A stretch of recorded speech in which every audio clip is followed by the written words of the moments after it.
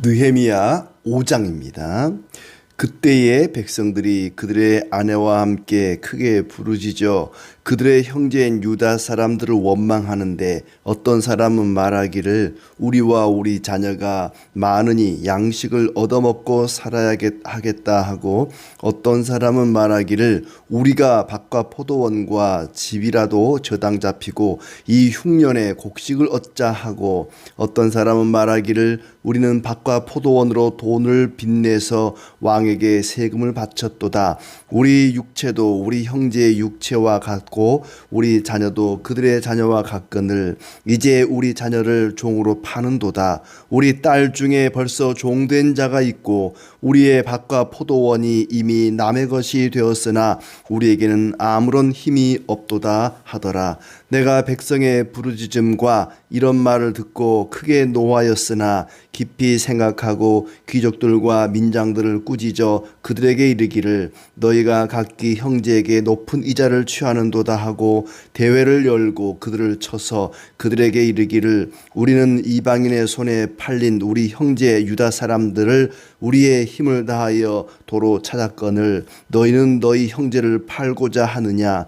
더구나 우리의 손에 팔리게 하겠느냐 하매, 그들이 잠잠하여 말이 없기로 내가 또 이르기를 너희의 소행이 좋지 못하도다. 우리의 대적 이방 사람의 비방을 생각하고 우리 하나님을 경외하는 가운데 행할 것이 아니냐. 나와 내 형제와 종자들도 역시 돈과 양식을 백성에게 구워 주었거니와 우리가 그 이자 받기를 그치자. 그런즉 너희는 그들에게 오늘이라도 그들의 밭과 포도원과 감람원과 집이며 너희가 구워준 돈이나 양식이나 새 포도주나 기름의 100분의 1을 돌려보내라 하였더니, 그들이 말하기를 우리가 당신의 말씀대로 행하여 돌려보내고 그들에게서 아무것도 요구하지 아니하리이다 하기로, 내가 제사장들을 불러 그들에게 그 말대로 행하겠다고 맹세하게 하고 내가 옷자락을 털며 이르기를 이 말대로 행하지 아니하는 자는 모두 하나님이 또한 이와 같이 그 집과 산업에서 털어버리실지니 그는 곧 이렇게 털려서 빈손이 될지로다 하매, 회중이 다 아멘하고 여호와를 찬송하고 백성들이 그 말한 대로 행하였느니라. 또한 유다 땅 총독으로 세움을 받은 때 곧 아닥사스다 왕 제20년부터 제32년까지 12년 동안은 나와 내 형제들이 총독의 녹을 먹지 아니하였느니라. 나보다 먼저 있었던 총독들은 백성에게서 양식과 포도주와 또 은 40세겔을 그들에게서 빼앗았고, 또한 그들의 종자들도 백성을 압제하였으나 나는 하나님을 경외함으로 이같이 행하지 아니하고 도리어 이 성벽 공사에 힘을 다하며 땅을 사지 아니하였고, 내 모든 종자들도 모여서 일을 하였으며, 또 내 상에는 유다 사람들과 민장들 150명이 있고 그 외에도 우리 주위에 있는 이방 족속들 중에서 우리에게 나온 자들이 있었는데, 매일 나를 위하여 소 한 마리와 살찐 양 6마리를 준비하며 닭도 많이 준비하고 열흘에 한 번씩은 각종 포도주를 갖추었나니, 비록 이같이 하였을지라도 내가 총독의 녹을 요구하지 아니하였음은 이 백성의 부역이 중함이었더라. 내 하나님이여, 내가 이 백성을 위하여 행한 모든 일을 기억하사 내게 은혜를 베푸시옵소서. 아멘. 네, 오늘도 주님의 은혜와 평강이 가득하기를 진심으로 축복합니다. 성벽을 재건하는 일에 방해꾼들이 많이 있었습니다마는 또 하나의 복병이 있었습니다. 바로 백성들이 생활고에 시달리는 기근으로 인해서 가난을 면치 못하고 그 가난 때문에 또 성벽 공사에 적극적으로 동참하지 못하는 이런 일이 생겼습니다. 아마 그때 당시에 기근이 좀 심했던 것 같고, 그로 인해서 물가가 치솟고 물자가 부족하고 또 세금은 과중해서 어떤 이들은 세금을 내기 위해서 빚을 져야만 하는, 그리고 빚을 갚지 못하면은 자기 자녀들을 남의 집 종으로 팔거나 또 자기도 남의 집에 종이 되거나 이런 악순환이 반복되었던 것 같습니다. 가난한 자들이 느헤미야에게 원망을 하게 되고 그 원망에 대해서 느헤미야는 즉각적으로 그리고 단호하게 조치를 취합니다. 그리고는 자기 자신이 녹을 받지 않는 수고비를 급여를 받지 않는 그런 희생을 감수하고 모범을 보임으로써 이 어려운 문제를 극복하고 이제 다시 성벽 재건에 매진하는 그런 내용입니다. 유다 백성들이 특히 부인들이 원망을 하고 아우성을 쳤다. 입에 풀칠이라도 하려면 곡식을 가져와야 된다. 밭과 포도원과 집을 저당 잡히고서라도 곡식을 얻어야 된다. 어떤 이들은 세금을 내기 위해서 그렇게 자기 부동산을 저당 잡히고 빚을 내야만 하는 그런 경우들이 있었습니다.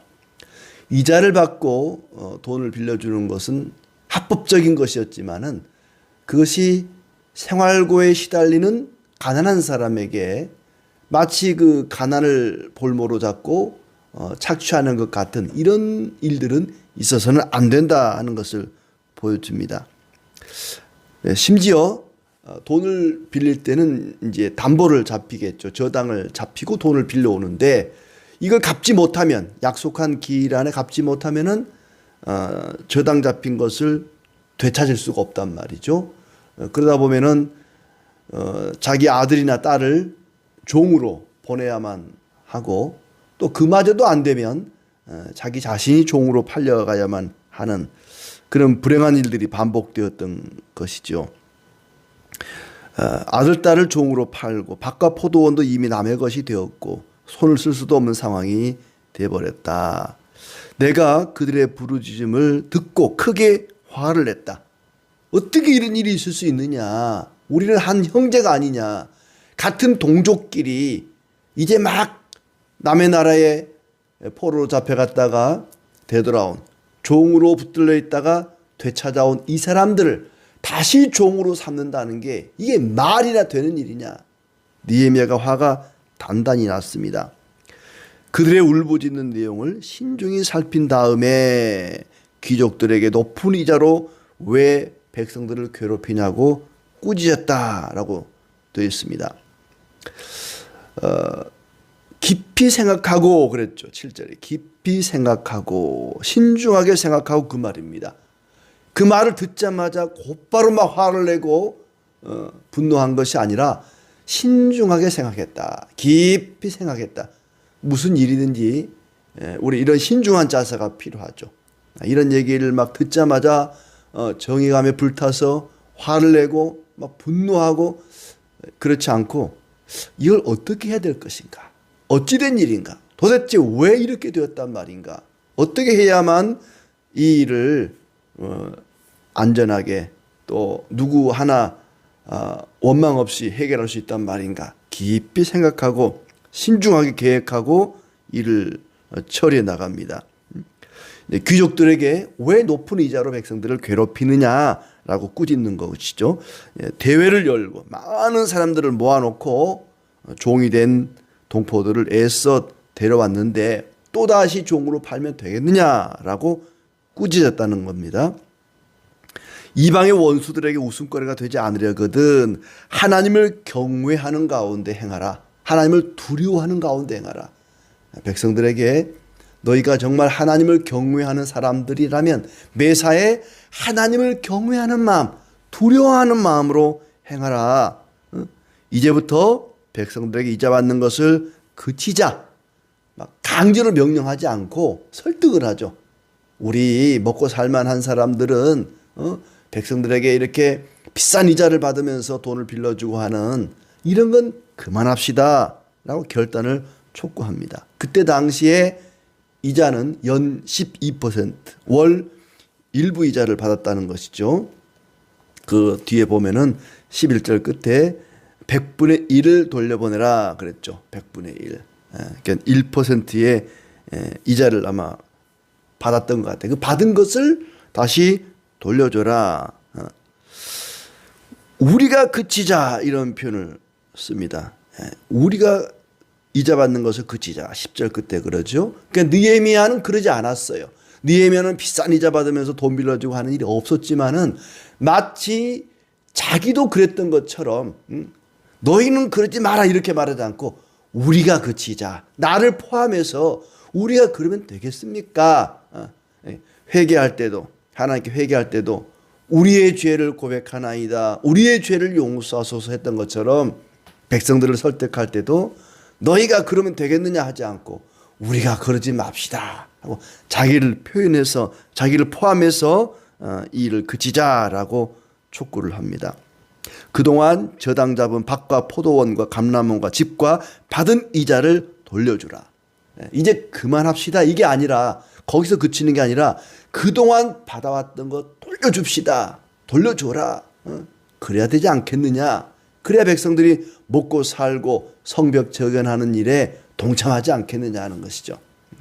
지금도 그러면 참 좋겠는데 그동안에 은행에서 받아간 이자를 한꺼번에 돌려주겠습니다 하고 돌려주면 얼마나 좋겠습니까만은 뭐 그럴 일이 없겠지만은 그런 일이 느헤미야 때는 있었단 말이죠. 그동안 받은 이자 다 돌려주자. 그동안 저당 잡은 것 다 돌려주자. 받지 말자가 아니라 그 정도가 아니라 받은 것을 돌려주자. 삭개오가 예수님 만나고 회개할 때 그렇죠. 그동안 내가 네 것을 훔치고 빼앗고 강탈한 거 있으면 돌려주고 몇 배를 거기다가 더해서 돌려주겠습니다. 백성들이 그렇게 하겠다고 약속을 합니다. 아무것도 요구하지 않고 돌려주겠습니다. 제사장들을 불러서 맹세를 하게 합니다. 그냥 돌려주겠습니다 라고 끝나지 않고 꼭 그렇게 하겠다고 약속을 합니다. 확답을 받는 거죠. 느헤미야가 주머니를 털어 보이면서 여기서는 뭐 옷자락을 털었다 그러는데 이제 세 번역을 보니까 주머니를 털어 보이면서 이 약속을 지키지 않는 자는 하나님이 탈탈 털어버리겠다. 하나님이 빈 털터리가 되게 하실 것이다. 주머니를 터는 것은 내 것을 털어서 나눠주겠다 이런 의미가 아니라 이 약속을 지키지 않는 자는 하나님이 이 빈 털터리가 되게 할 것입니다. 그러니 이 약속을 반드시 지킵시다. 그랬더니 모든 사람들이 아멘 하고 하나님을 찬양했다. 그리고 백성들은 약속대로 그 모든 것을 지켰다. 약속을 맹세로만 한 것이 아니라 실제로 지켰다라고 얘기합니다. 그러니까 아무리 성벽을 높고 튼튼하게 세운다 할지라도 백성들의 생활이 백성들의 삶이 무너지면 나라가 무너지는 것입니다. 성을 아무리 튼튼히 쌓아봤자 무슨 의미가 있겠습니까? 백성들이 다 굶어 죽어가는데 노예로 팔려가는데 아무리 성 쌓아도 뭐 하겠습니까? 성 쌓는 걸 뭐 그거야 그대로 하지만은 백성들의 생활을 바로 세우는 데에도 게을리하지 않았다는 것을 보여주는 거죠. 그리고 느헤미야와 동기들이 솔선수범해서 12년 동안 녹을 받지 않았다. 일을 하고 총독으로서 일을 하고는 급여를 받지 않고 일을 했다는 것입니다. 앞선 총독들은 그러지 않았다는 거예요. 앞선 총독들 누구라고 이름을 밝히지 않습니다. 좋지 않은 일에 있어서 누가 뭐 과도하게 이 녹을 다 받고 백성들을 착취했다. 이게 이름은 밝히지 않습니다만은 앞선 총독들은 백성들에게 과도한 세금을 부과하고 착취하는 일이 있었지만 나는 하나님을 경외함으로 그렇게 하지 아니하고 성벽 쌓는 일에만 힘을 다했다. 하나님을 경외하기 때문에 그러지 않았다는 거예요. 아까 앞에서도 우리가 하나님을 경외하는 자답게 그렇게 해야 되지 않겠느냐. 어떻게 하나님을 경외하는 자들이 가난한 자들을 착취할 수 있느냐라고 말했는데 여기서도 내가 하나님을 경외하기 때문에 우리는 그렇게 녹을 받지 않고 성벽 쌓는 일에 집중을 한 것이다. 15절 끝에 나는 하나님을 경외함으로 이같이 행하지 아니하고 그렇습니다. 하나님을 경외한다는 것, 하나님을 두려워하기 때문에 사람을 함부로 대하지 않았다는 얘기입니다. 우리는 다른 사람들과 다르게 사는 사람들이죠. 성도라는 말은 그런 뜻입니다. 구별된 사람들, 다른 사람들과는 구별된 성도다운 성도, 하나님을 경외하는 사람답게 살아간다는 것은 이런 모습이죠. 다른 사람들과는 다른 사람들은 과도한 세금을 매기고 또 백성들을 착취하고 빼앗고 그랬을지라도 우리는 다르게 살아야 되지 않겠느냐. 그리고는 여러 사람을 위해서 이 총독이 이제 이 유다 땅을 다스리는 가장 높은 자리니까 그 밑에는 얼마나 많은 또 사람들이 있겠습니까? 그 수하에 관리하는 사람들이 많았겠죠. 여기 보면은 17절 말씀에 150명 유다 사람들과 민장들 150명이고 그 외에도 이방 족속들 중에서 우리에게로 나온 자들이 아주 많았는데 그들을 위해서 매일같이 먹을 걸 내줬다는 거예요. 녹을 받지 않은 정도가 아니라 백성들을 위해서 늘 먹을 것을 내놓고 그러면서도 총독의 녹을 받지 않았다. 왜냐하면 백성들이 져야 할 짐이 너무나 무겁기 때문에 18절 끝에 비록 이같이 하였을지라도 내가 총독의 녹을 요구하지 아니하였음은 이 백성의 부역이 중함이었더라. 백성들이 부담해야 할 그 역할이 너무나 컸기 때문에 세금도 그렇고 일하는 것도 그렇고 먹고 살아야 되는 것도 그렇고 너무나 백성들의 삶이 힘들기 때문에 내가 총독의 녹을 받지 않는 정도가 아니라 내 것을 내놔서 많은 사람들에게 나는 베풀었다. 자랑하기 위해서가 아니라 다른 사람들을 설득하기 위해서 귀족들이 이자를 받지 않고 자기의 것을 내놓고 나누게 하기 위해서는 총독인 자기 자신이 본을 보이는 모범을 보이는 모습을 해야 했단 말이죠. 그런 의미입니다. 이 백성을 위해 하는 모든 일을 기억하시고 은혜를 베푸소서 하고 하나님께 은혜를 구합니다. 하나님, 제가 이 백성들을 위해서 이렇게 행한 모든 것을 기억해 주시고 내게 은혜를 베푸시옵소서. 우리는 내 눈에 보이는 이익을 위해서가 아니라 하나님의 뜻이 무엇인지를 구하고 또 하나님의 뜻을 위해서 기도하고 힘써야 할 것입니다. 가난한 사람들을 위해서는 이자가 없이 빌려주든지 아니면 갚을 능력이 없는 사람이라면 거저 주는 것도 나쁘지 않습니다. 이것이 초대교회의 모습이었죠.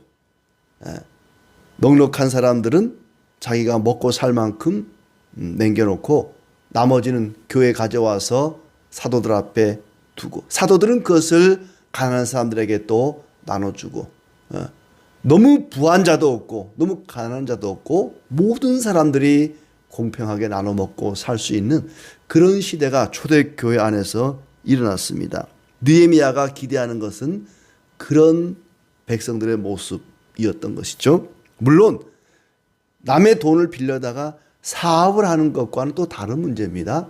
남의 돈을 빌려다가 장사를 하거나 사업을 했으면 그걸로 남은 얻은 소득을 돈 빌려준 사람과 나누는 것은 당연한 것입니다. 그게 합당한 이제 이자죠. 빌려왔으면 그걸로 내가 뭔가를 이득을 남기고 그 남겨진 이득을 가지고 돈 빌려준 사람과 나누는 것이 너무나 당연한 것입니다. 그러나 사업 자금과 달리 생계 자금, 먹고 살기 위해서 당장 먹을 것이 없어서 구하는 것이라면 그것은 이자 없이 빌려주고 또 갚을 능력이 없다면은 탕감해 줄 수도 있는 것이다 하는 것이죠. 교회의 역할은 성벽을 쌓는 것도 중요하지만은 백성들의 삶이 무너지지 않도록 백성들의 그 무거운 짐을 덜어주는 것도 중요하다.